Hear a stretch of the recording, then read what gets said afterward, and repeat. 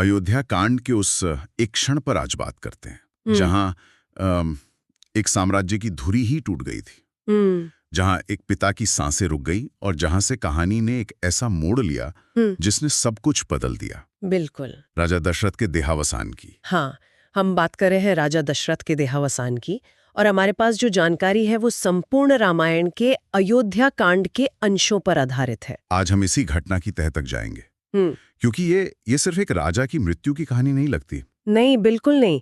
इसमें एक पिता का अपने पुत्र के लिए जो प्रेम है, हाँ। एक सम्राट के अपने वचन के सामने लाचारी है, दशकों पुराना एक शाप है जो सच हो रहा है, और एक पूरे राज्य का भविष्य भी दांव पर है। तो हमारा मकसद यही समझना है कि क्या सम्राट दशरथ के प्राणों का अंत सिर्फ पुत्र वियोग था, या फिर ये कई अलग अलग धाराओं का एक संगम था जो इस त्रासदी पर आकर मिला।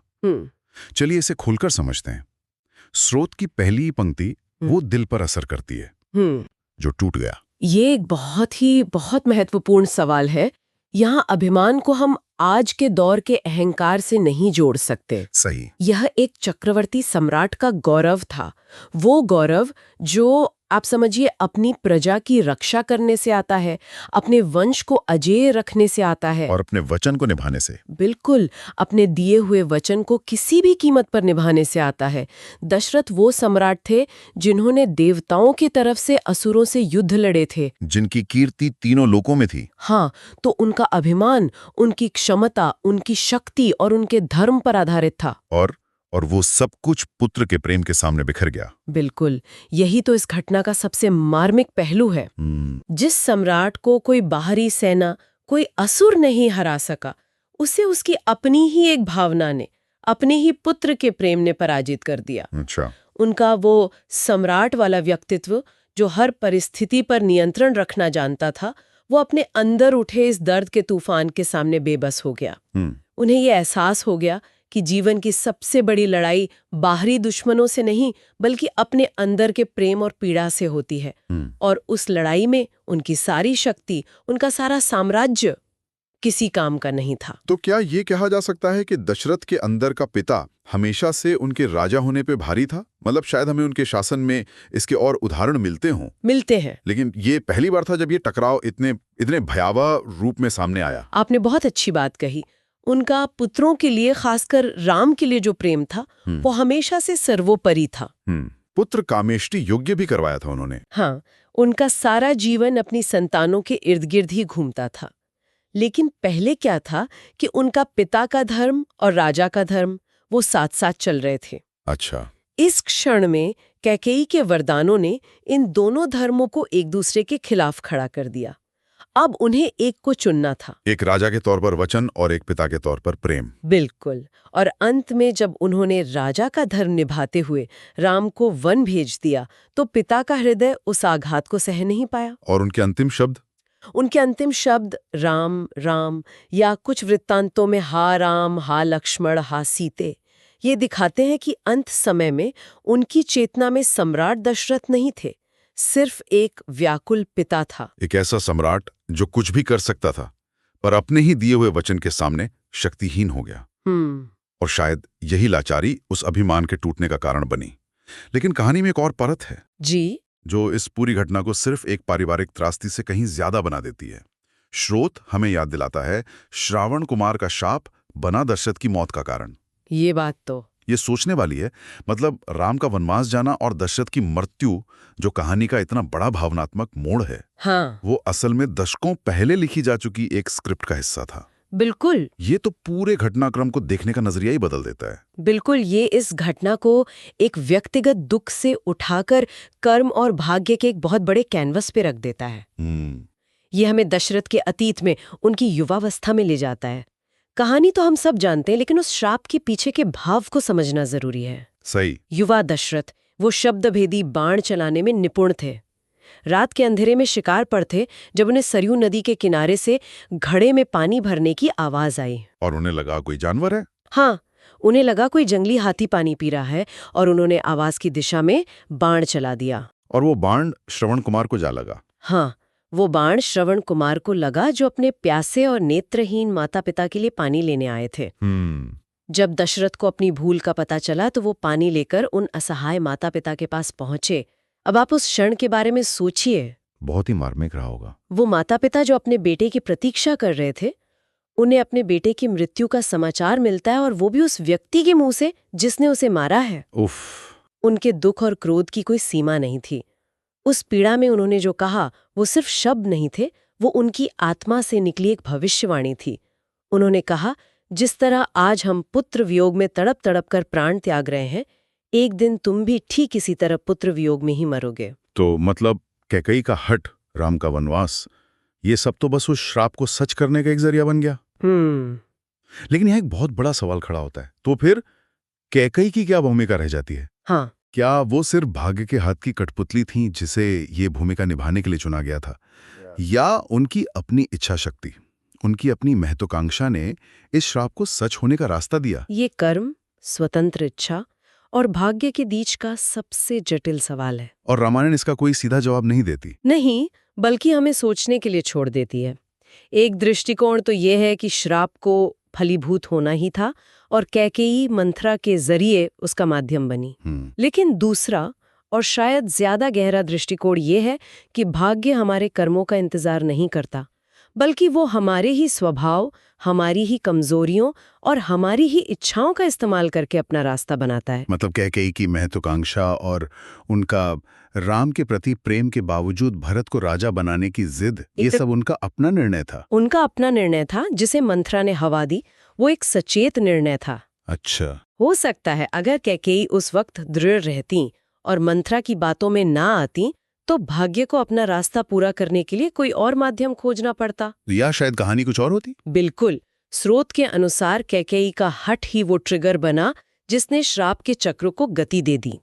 तो हम कह सकते हैं कि कैकेयी कठपुतली नहीं थी, वो एक ऐसी भागीदार थी जिनके अपने निर्णयों ने भाग्य की पटकथा को पूरा कर दिया। ये दिखाता है कि हम अपने निर्णयों के लिए जिम्मेदार हैं। हाँ बिल्कुल, भले ही वो निर्णय किसी बड़ी पूर्व निश्चित घटना को अंजाम क्यों न दे रहे हों। एक व्यक्ति के अंदर इतना कुछ चल रहा था, एक श्राप अपना काम कर रहा था, लेकिन एक राजा की कहानी सिर्फ उसकी अपनी नहीं होती। इस पूरी त्रासदी का असर उस शहर, उस राज्य अयोध्या पर कैसा पड़ा? हाँ, स्रोत के शब्द बहुत मार्मिक हैं। शून्य हुआ अयोध्या का महल, शोक हुआ साधारण। शोक हुआ साधारण, इस पंक्ति में बहुत वजन है। बहुत वजन है। इसका मतलब तो ये हुआ कि दुख इतना आम हो गया कि उसने जीवन का सामान्य रूप ले लिया। बिल्कुल, इसका अर्थ है कि शोक अब कोई विशेष घटना नहीं रही, बल्कि हर घर, हर व्यक्ति के जीवन की रोजमर्रा की सच्चाई बन गई। जो अयोध्या कुछ दिन पहले राम के राज्याभिषेक के लिए उत्सव की तैयारी कर रही थी, जहां हर कोने में मंगल गीत गाए जा रहे थे, वही अयोध्या अब मातम में डूब गई। राजमहल से लेकर आम नागरिक की कुटिया तक हर जगह एक ही भाव था, शोक। कोई भी इससे अछूता नहीं रहा। ये उस सामूहिक दुख की गहराई को बताता है जब एक राष्ट्र अपने नेता और अपने भविष्य दोनों को एक साथ खो देता है। और दूसरी पंक्ति है, राजा के जाते ही नगरी हुई अनाथ और बेबस। आज के दौर में जहां हमारे पास लोकतांत्रिक व्यवस्थाएं हैं, शायद हम अनाथ शब्द की गहराई को पूरी तरह न समझ पाएं। उस समय एक राजा का ना होना राज्य के लिए अनाथ हो जाने जैसा क्यों था? क्योंकि उस युग में राजा सिर्फ एक राजनीतिक प्रशासक नहीं होता था, वो राज्य का केंद्र बिंदु था, उसकी आत्मा था। अच्छा। वो प्रजा का पिता और संरक्षक माना जाता था। धर्म, न्याय, सुरक्षा और समृद्धि, सब कुछ राजा के व्यक्तित्व से जुड़ा था। और यहाँ तो दोहरा आघात था। हाँ, राम जो भविष्य के राजा थे वो जा चुके थे, और अब दशरथ जो वर्तमान के प्रतीक थे वो भी नहीं रहे। तो अयोध्या ने सिर्फ अपना शासक नहीं खोया, उसने अपना वर्तमान और अपना भविष्य एक साथ खो दिया। इसीलिए प्रजा ने खुद को अनाथ और बेबस महसूस किया। ये एक गहरे मनोवैज्ञानिक और सामाजिक शून्य को दिखाता है। राज्य की सुरक्षा, उसका भविष्य, उसकी पहचान, सब कुछ अंधकार में डूब गया। क्या स्रोत हमें ये बताता है कि इस शून्य को भरने की कोशिश किसने की? दरबार में गुरु वशिष्ठ थे, सुमंत थे, बाकी रानियां थीं। इस सामूहिक शोक में उनकी क्या प्रतिक्रिया थी? बिल्कुल, ये शून्य और भी गहरा इसलिए लगा क्योंकि उस वक्त भरत और शत्रुघ्न भी अयोध्या में नहीं थे। हाँ, वो अपने ननिहाल गए हुए। जी, कौशल्या और सुमित्रा का दुख तो एक माँ और एक पत्नी का व्यक्तिगत दुख था जो असहनीय था। लेकिन गुरु वशिष्ठ जैसे लोगों पर दोहरी जिम्मेदारी थी। राष्ट्र को भी संभालना था। उन्हें न केवल राजपरिवार को संभालना था, बल्कि एक राष्ट्र को भी बिखरने से बचाना था। उन्होंने तुरंत भरत को वापस बुलाने का संदेश भिजवाया, क्योंकि सिंहासन खाली नहीं रह सकता। ज्यादा देर तक खाली नहीं रह सकता। उनकी भूमिका उस संकट के समय में व्यवस्था और धैर्य बनाए रखने की थी। वो उस स्त्री शक्ति का प्रतीक थे जो व्यक्तिगत भावनाओं से ऊपर उठकर राष्ट्र के कर्तव्य के बारे में सोचती है। और इस सब के केंद्र में, इस पूरे शोक और शून्य के कारण के तौर पर स्रोत एक व्यक्ति को रखता है। कैकेयी के हठ ने बुझा दिया खुशियों का पावन रस। जहां श्राप एक अदृश्य भाग्य की शक्ति थी, वहीं कैकेयी का हठ एक ठोस दिखने वाला कारण था। हाँ, और यहाँ खुशियों का पावन रस जैसे काव्यात्मक शब्दों का इस्तेमाल बहुत महत्वपूर्ण है। और पावन यानी पवित्र। राम का राज्याभिषेक एक पवित्र उत्सव था। बिल्कुल, ये धर्म की स्थापना का उत्सव था। कैकेयी के हठ ने उस पवित्र आनंद को ही बुझा दिया, उसे अपवित्र कर दिया। अच्छा, ये दिखाता है कि कैसे एक व्यक्ति की व्यक्तिगत जिद और महत्वाकांक्षा, जब वो धर्म और मर्यादा की सीमा लांघ जाती है, तो वो एक पूरे समाज की सामूहिक सुख शांति को नष्ट कर सकती है। तो मतलब ये तीनों चीजें, एक राजा की वचनबद्धता, एक पिता का असीम पुत्र प्रेम और दशकों पहले किया गया एक कर्म जो श्राप बनकर लौटा, ये एक दूसरे में इतनी गुंथी हुई थी कि किसी एक को अलग करना नामुमकिन है। बिल्कुल। इसने दशरथ को एक ट्रैजिक हीरो, एक बीजक नायक बना दिया जो अपनी ही अच्छाइयों, अपनी ही धर्म के जाल में फंस गया। आपने इसे बहुत सही तरीके से सारांशित किया है। दशरथ की मृत्यु कोई एक घटना नहीं, बल्कि कई परतों वाली एक त्रासदी है। यह हमें सिखाती है कि कैसे व्यक्तिगत रिश्ते, अतीत के कर्म और किसी एक व्यक्ति के निर्णय का असर पूरे समाज और राष्ट्र पे पड़ता है। सही बात। दशरथ का अपने पुत्र के प्रति प्रेम उनका व्यक्तिगत मामला था, लेकिन जब वो उनके राजा के कर्तव्य से टकराया तो उसका परिणाम पूरे राज्य ने भुगता।